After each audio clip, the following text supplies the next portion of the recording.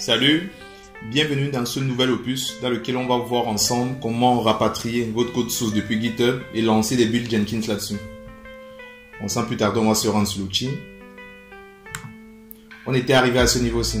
Dans la dernière vidéo, on avait vu ensemble comment installer Jenkins et configurer un utilisateur administrateur là-dessus.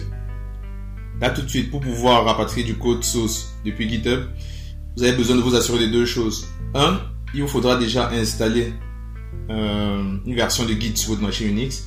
Le deuxième truc, c'est qu'il faudrait permettre à Jenkins de comprendre comment faire pour piloter cet outil Git là. C'est là qu'on parle de plugins.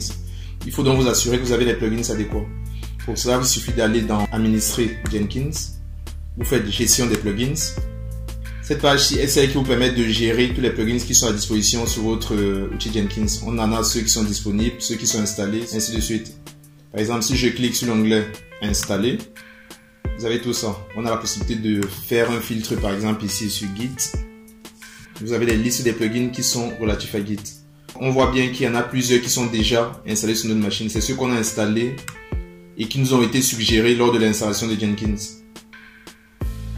Donc pour l'heure, on peut dire que notre machine est capable de communiquer avec notre logiciel Git. On ressort. Comme je vous disais tout à l'heure, la deuxième chose à faire, c'est s'assurer qu'on a un Git qui est installé sur notre machine Unix. Pour ça, on repasse au terminal comme d'habitude. Vous faites un sudo apt get install git. L'installation est terminée. On peut tester en faisant un git-help. On a tout ça. En gros, l'installation de Git a bien été effectuée. On va tout de suite se rendre sur notre outil Jenkins et créer notre premier job. Ici, vous faites directement créer un nouveau job. On lui donne un nom. On peut écrire job test. Et ensuite, on dit projet freestyle ici. Vous faites OK. Vous avez cette page-ci. C'est ici que vous allez configurer votre job. Bon, ici, on peut lui mettre une petite description. On va dire build notre projet Spring MVC. On peut mettre ici que c'est un projet GitHub. Bon, je vais aller sur mon repo GitHub personnel et prendre un projet Java que j'avais déjà mis en place.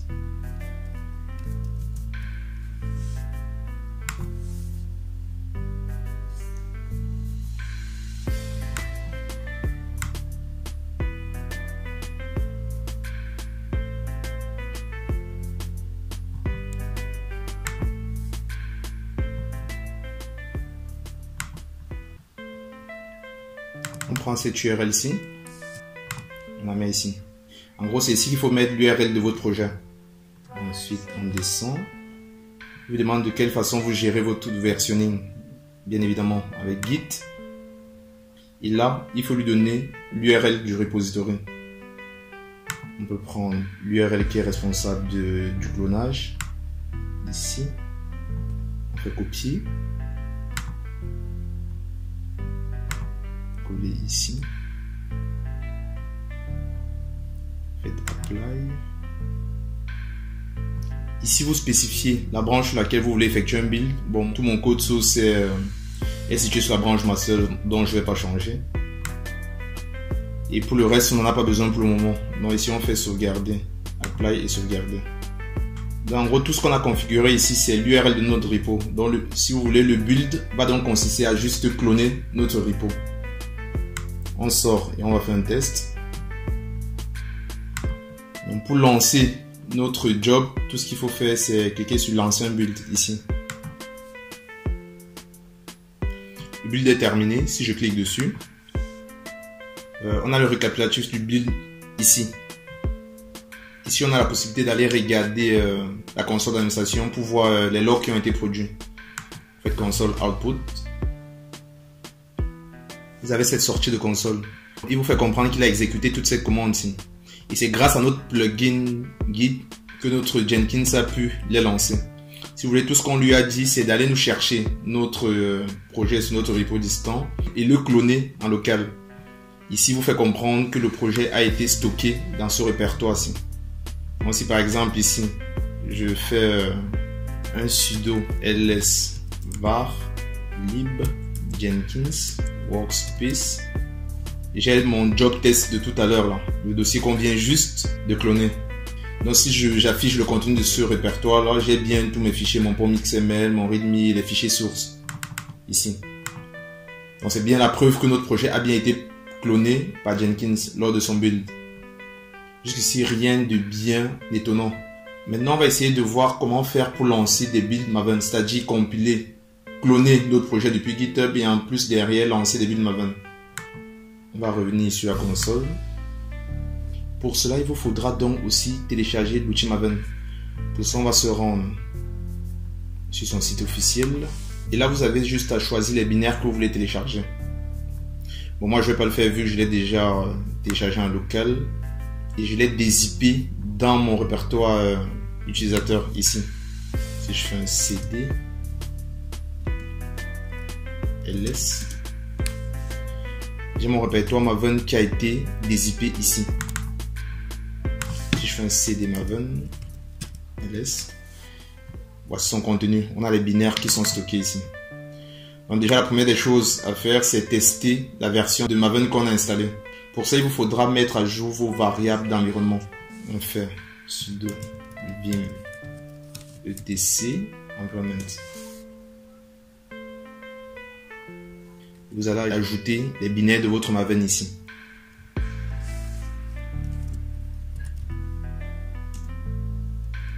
On va recharger la config. Si maintenant je fais un mvn-version, ouais, ça marche. Ça veut dire que notre Maven a bien été installé et la variable d'environnement a aussi bel et bien été mise à jour. Donc ce qu'on va faire, c'est repartir sur notre installation de Jenkins et reconfigurer notre job de façon à ce qu'il puisse nous lancer des builds Maven. On revient ici sur le job, on descend. Ah oui, tout à l'heure, lorsqu'on a configuré l'URL de notre repo, ici on n'a pas eu besoin d'ajouter de credentials. C'est lié au fait que notre dépôt GitHub est public. Si notre dépôt avait été privé, il aurait fallu rajouter ici des utilisateurs qui sont autorisés à récupérer du code source depuis le repo. Ce n'était pas notre cas. On le verra dans une autre vidéo, comment faire pour avoir accès à des repos privés depuis Jenkins. On descend. C'est ici qu'on va configurer notre build. Et ici, vous lui dites invoquer les cibles Maven de haut niveau. Il ne vous reste plus qu'à mettre les goals Maven que vous voulez appeler. Ici, on va faire un clean install. On fait apply. Donc, on lui dit télécharge-nous les sources depuis GitHub. Ensuite, lance-nous la compilation. On refait un test. Vous voyez, le build ici a été aborté assez rapidement. Il est de couleur rouge. Ça veut dire qu'il y a eu une erreur. On va regarder ce qui s'est passé. Console output pour regarder les logs. Il nous dit qu'il n'a pas pu lancer la commande mvn qu'il installe. Et c'est normal, c'est dû au fait que Jenkins par défaut ne sait pas où aller trouver votre installation de Maven. Il faut le lui dire. Pour cela, ce qu'on va faire, c'est on ressort. Vous faites administrer Jenkins. Et ici, vous allez sur configuration globale des outils. Vous avez plusieurs options. Vous avez la possibilité de rajouter un JDK au cas où vous voulez pouvoir lancer et compiler vos projets avec des versions autres que celles qui exécutent déjà Jenkins. Ici, vous avez aussi une configuration qui est propre à Git. Nous, ce qui nous intéresse, c'est celle de Maven. Ici, tout en bas. Vous faites ajouter Maven. Si vous laissez cocher ici, ce qu'il va faire, c'est que derrière, il va installer lui-même Maven et essayer de le préconfigurer sur votre Jenkins. On ne veut pas ça, vu qu'on a déjà installé notre propre version. Décocher. Et ici, vous lui donnez un nom. Moi, je vais mettre tout simplement Maven. Et là, on va lui donner le répertoire dans lequel on a dézippé notre logiciel Maven. On fait Home Tunga Maven 3. On fait Home Tunga Maven 3. On applique. Ensuite, on enregistre. On repasse sur la page d'accueil. On va sur le job et on refait un test. Ici, encore planté. On va regarder ce qui s'est passé.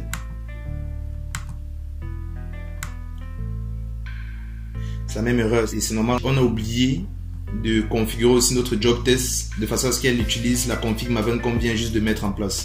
On repasse au job test et on clique sur configurer. Descend. C'est ici qu'on lui avait donné les goals à lancer. Et pareil, il faudra lui dire où se trouve la version de Maven qu'on veut utiliser. Et vu qu'on vient juste d'en configurer une tout à l'heure là, ce qu'on va faire, c'est la positionner ici. La voici. Cliquez sur Maven et on fait Apply. Et sauvegarder. On va refaire un troisième test. On relance. On a une autre erreur. Pareil, on va aller regarder ce qui s'est passé. Console Output. On va regarder les logs. Vous voyez que les logs sont un peu plus grands. Donc en gros, il a été capable de commencer le build. Lorsqu'on lance un kit install via Maven, ce qu'il va faire, c'est commencer à télécharger les dépendances. C'est ce qu'il fait ici. Il essaie de télécharger les dépendances de notre projet. C'est bien la preuve que Jenkins est maintenant capable d'exécuter des commandes Maven. On va plus bas pour comprendre ce qui s'est passé. Et ici, il nous dit No compiler is provided in this environment. En gros, ce qu'il vous fait comprendre, c'est qu'il n'a pas été capable de compiler des sources. En effet, ce qu'il faut savoir, c'est que Maven est un task runner. C'est lui qui vous lance des tâches. Et pour être capable de faire ça, il va se servir d'une version de Java qui est installée sur votre machine. Sauf que sur Java, vous avez deux programmes. Vous avez le programme Java, J-A-V-A, et le programme Javac, J-A-V-A-C. Javac est celui qui fera office de compiler. C'est celui qui est responsable de compiler les sources d'un projet Java. Donc en général, lorsqu'on a besoin de juste exécuter des applis Java, on va juste utiliser un JRE, c'est-à-dire Java. Si on a besoin d'en plus de compiler du code source, on aura besoin d'un JDK qui contient en plus le programme Javac. Je ne sais pas si je me suis bien fait comprendre. Ce qu'il nous dit donc ici, c'est que si ça se trouve, vous n'êtes pas en train d'utiliser un JDK, mais plutôt un JRE. On va rentrer sur le terminal et voir ce qui s'est passé. Si je fais un update Java Alternatives, -L, ici vous donne l'endroit où se situe le JDK qu'on a installé la dernière fois. Ce qu'on va faire, on va faire un cd user lib jvm et on fait un ls. Bon, ici on a toutes les versions Java qui sont installées sur notre machine. Il nous fait comprendre que notre version actuelle pointe sur ce dossier là. Donc si on affiche le contenu de notre dossier Java 8, on a ceci. Pareil, on va regarder le contenu des binaires. Vous avez tous ces programmes-ci. On a le programme Java dont je vous ai parlé tout à l'heure. C'est celui qui vous permettra d'exécuter des applis Java. Et on se rend bien compte qu'il n'y a pas de programme Java. C'est-à-dire qu'il n'y a pas de compilateur. C'est le compilateur qui pourra être capable de transformer vos classes Java en point classe. C'est-à-dire de compiler vos sources. C'est pour cette raison que Maven n'arrive pas à le faire. Parce que quand il regarde le contenu de votre dossier, il n'en trouve pas. En gros, ce qu'on a ici, c'est un JRE et non un JDK.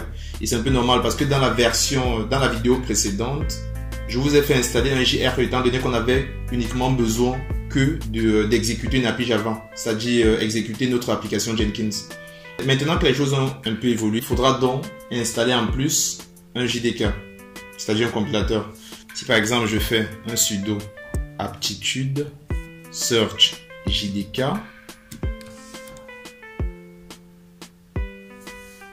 il va vous montrer tous les packages qui ont trait au JDK.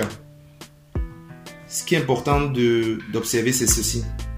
En gros, quand vous avez la lettre I, ça veut dire que ce sont des packages qui ont été installés sur votre machine. On voit bien que on a le JRE ici qui ont été installés et le JRE headless. Ces deux packages ont été installés au même moment. Si vous vous souvenez, dans la vidéo précédente, c'est ce package-ci que je vous avais fait installer lors de la mise en place de Jenkins sur notre machine. Il faudra donc en plus installer celui-ci de façon à pouvoir récupérer aussi le compilateur en même temps. Ce qu'on va faire, c'est un sudo apt get install open jdk-8. On fait un install. L'installation est terminée. Si je refais un ls j'ai toujours le même dossier Java 1.8 OpenJDK. Je vais revoir le contenu. Vous voyez que le dossier est beaucoup plus grand. Si vous voulez, en plus des applications qu'on avait avant, maintenant, on a un compilateur ici, Javac. C'est lui qui nous permettra de compiler nos fichiers sources. Et vu que notre Java Home est bien positionné, Maven saura donc où aller le chercher. Si je fais un Javac Versions, il vous donne la version de votre compilateur ici. Donc tout est OK. On va se rendre sur notre Jenkins. On va sur le job. Et on le relance pour la 4e fois. C'est bleu. Enfin, le build a été exécuté cette fois-ci avec succès. On peut quand même aller regarder, hein, juste pour le fun, quoi. Fun console output. On va tout en bas. Pareil, il a téléchargé mes dépendances. Et tout en bas, je vois que mon build a été effectué avec succès. Vous voyez maintenant que Maven est capable d'identifier un compilateur Java sur notre machine. Il a été capable de compiler nos fichiers sources. Donc là, tout de suite, on peut dire sans souci que notre job est capable de récupérer notre code source depuis GitHub, le cloner et ensuite lancer des builds Maven là-dessus. C'est-à-dire que ce soit la compilation, du déploiement, ainsi de suite. Bon, maintenant, on va entamer la dernière partie de la vidéo qui sera la mise en place de hook de commit. Si vous voulez, souvent, il peut être intéressant de faire en sorte que les builds Jenkins soient lancés de façon automatique. Là, par exemple, pour le moment, on le fait à la main. Mais en environnement professionnel, ce qu'on veut, c'est que à chaque fois que des modifications ont été apportées sur votre code source, que les builds sont lancés automatiquement. Ça vous permettra d'identifier déjà assez rapidement lorsqu'il y a des commits foireux qui ont été poussés sur le serveur. Très souvent, vous avez des développeurs qui poussent du code source sans même avoir compilé en local. Jenkins vous permettra d'identifier cela en buildant automatiquement le projet. Pour faire ça, déjà on va sortir. C'est pareil, hein, pour que Jenkins soit capable de faire ça, il faudra lui donner des plugins adéquats. On va se rendre sur Administrer Jenkins, Gestion des plugins. Vous allez sur Disponible. Ensuite, on va faire un filtre sur GitHub Integration Plugins.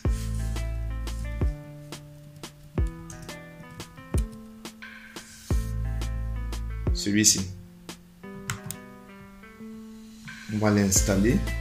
Normalement, lorsque vous l'installez, il faudrait le redémarrer automatiquement pour qu'il soit pris en compte.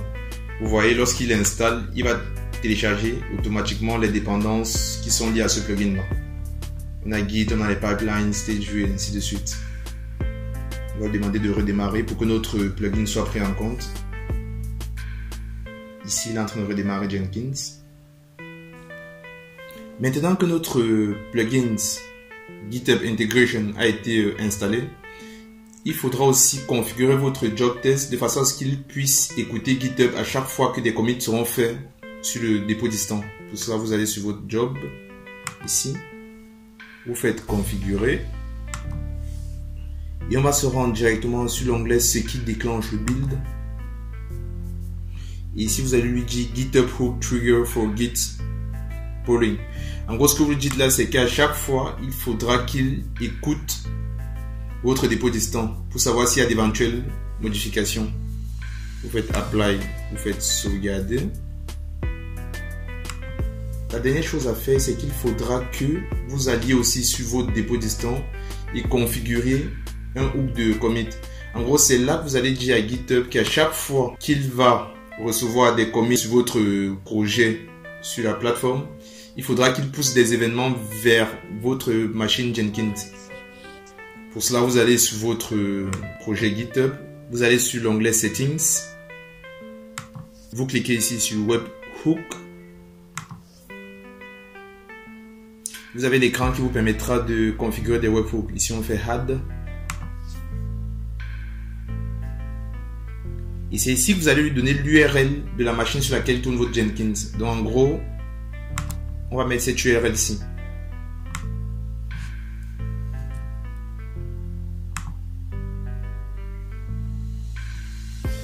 Ici, vous mettez cette URL.